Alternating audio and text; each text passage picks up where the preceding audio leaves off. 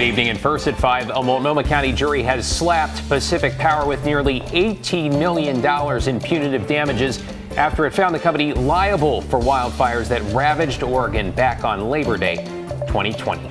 Thanks for joining us. I'm David Molko. And I'm Laurel Porter. And that number is on top of the $73 million the jury already awarded to the 17 plaintiffs in this landmark class action lawsuit. Kylie Bosch's in the newsroom for us. And Kyle, it sounds like this could set the stage for an even bigger payout. Oh, the jury found that damages should be awarded to a larger class, including thousands of wildfire survivors. This could push the price tag for damages well into the billions of dollars. Attorneys representing the plaintiffs say their clients feel heard and vindicated after a jury held Pacific Power accountable for 4 devastating wildfires. The verdict came after a 7-week trial. Plaintiffs in the class action lawsuit alleged that Pacific Power was negligent in failing to shut off power during a windstorm despite warnings, and that its power lines were responsible for multiple wildfires. Those fires over Labor Day weekend in 2020 were among the worst natural disasters in Oregon history. The plaintiff's attorneys told the jury punitive damages would be the only way to hold the utility company accountable. This was preventable, and part of our focus going forward will be continuing to ensure that Pacific Corp is held accountable. Pacific Power said it planned to appeal the verdict. The company suggested it has vastly upgraded its wildfire preparedness since those deadly fires in 2020. Thank you, Kyle. And this year's wildfire season is well underway in eastern Oregon. Fire crews right now are trying to contain the Hat Rock fire that's burning near Hermiston. It has now grown to 13,000 acres, and crews are dealing with very dry and windy conditions. Meanwhile, in the metro area, Tualatin Valley Fire and Rescue enacted a burn ban for all of their districts. That will last through at least the end of summer. Firefighters are concerned about more fireworks being used as we get closer to the 4th of July. We see an uptick in fireworks-related fires this time of year, and so fireworks go on sale June 23rd. We really encourage folks to watch a professional show because even legal fireworks can cause fires.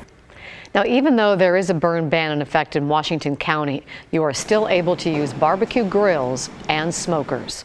We've got a traffic alert this evening in Hillsborough where police are investigating a crash involving a school bus and a motorcycle. No students were hurt, though we are trying to get an update right now on the condition of the motorcyclist.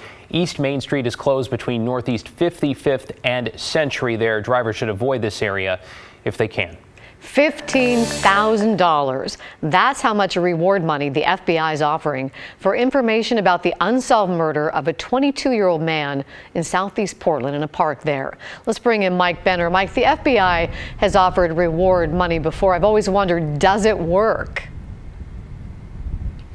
You know, Laurel, it has not in some time, at least locally, but I can tell you the special agent in charge for the FBI here in Oregon is more than eager to make a check out to somebody. And he says if that's going to work in any of these cases, it is this one, and that is based on the number of witnesses to the shooting. He says somebody saw something, and the victim's family wants that person to come forward. I'm doing okay under the circumstances. I'm still looking for answers. Lydia Nicosti is desperate for an arrest in the shooting death of her son, Giovante Sherman. It's been nearly a year since the 22-year-old was gunned down in cold blood. He posed no threat. There was no reason my son should have been killed at his sister's birthday party. A birthday party is what brought family to Raymond City Park on the evening of June 20th, 2022. We're told some people associated with the party got into an argument with another group at the park. It was all over playground equipment. Giovante stepped in to de-escalate the situation. And as soon as he was like, what are we doing? There's kids outside, is when I heard the shots. Family put a wounded Giovante in the car and rushed him to the hospital, but he died on the way. That, among other things, does not sit well with Kieran Ramsey, special agent in charge for the FBI in Oregon. It's just so disturbing. Ramsey believes dozens of people witnessed the shooting, meaning there's no reason this case shouldn't be solved by now. The fact it isn't leads Ramsey to believe witnesses are afraid to come forward. If you have information and you fear about retribution from some other person, come talk to us. We have extremely high amounts of resources that we can make sure that we can address that concern for your safety. Ramsey says the FBI is offering a $15,000 reward for information that leads to an arrest and conviction in the shooting death of Giovante Sherman. For Lydia Nikosti, answers cannot come soon enough. Think about it, if it was your son, your brother, you know, you want that justice, that closure. And nobody will argue with that. Again, family just needs somebody to step forward. If you're that somebody, you are urged to phone tips into the FBI. Back to you. Mike Benner reporting tonight. Thank you, Mike. Portland police have identified a man accused in a string of armed robberies. 18-year-old Luis Daniel Santiago made his first court appearance this afternoon.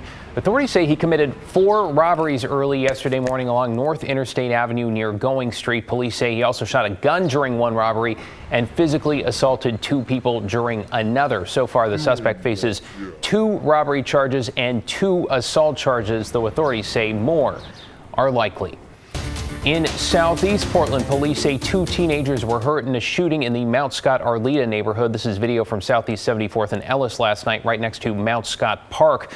Authorities say the victims are 17 and 18 years old, and both were taken to the hospital. The 17-year-old was seriously injured, though it does not appear to be life-threatening. A third person, also 18, was shot at but was not hit.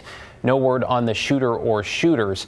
Anyone with information should contact Portland police. And that wasn't the only shooting last night. A 34-year-old woman was also shot outside a convenience store. This happened late last night by North Williams and Stanton.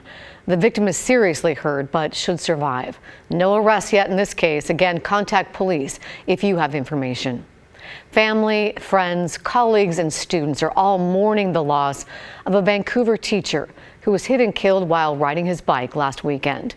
Oregon State Police say Adam Joy was cycling on Highway 221 near McMinnville when the driver of a large pickup truck slowed down and drove around Joy to pass him. But police say Joy fell over into the traffic lane, and that's when the truck ran over and killed him. The driver stayed at the scene, and police are continuing their investigation.